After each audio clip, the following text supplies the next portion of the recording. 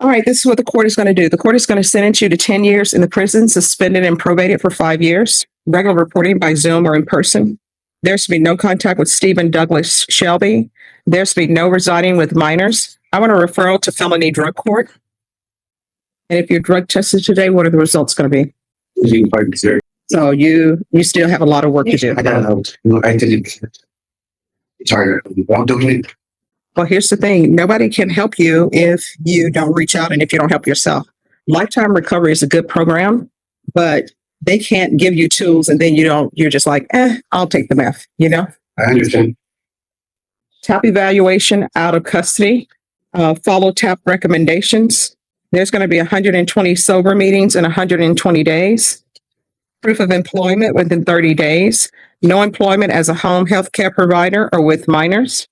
Field visits 1 time per month until further notice. And there's going to be 200 hours of community service restitution. You need to be kept busy. You understand?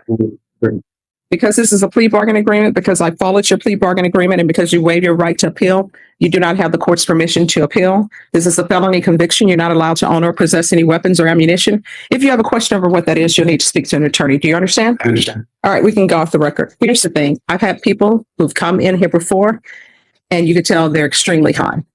I don't know when the last time you used meth, but what I do know is only 1 or 2 things going to happen if you don't get this under control. Either you're going to end up in somebody's jail, somebody's prison, or either somebody's going to have to identify your body.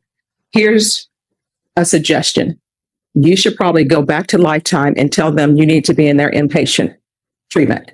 One thing about drug use, you got to change people, places, and things. And obviously being at your grandmother's house, it may not be the environment inside your grandmother's house, but it may be the environment that's around her home, and you cannot resist temptation. You understand? I understand. So I'm going to refer you to felony drug court. You need to be 100% honest with them, and they should probably be able to accept you into the program by next week, hopefully. Okay. All right. But call Lifetime Recovery and tell them you need to be back in their inpatient treatment program. All right. And if there's anything you need from the court, we're here to help you. Okay. I understand. Thank you. All right. Good luck to you. Thank you.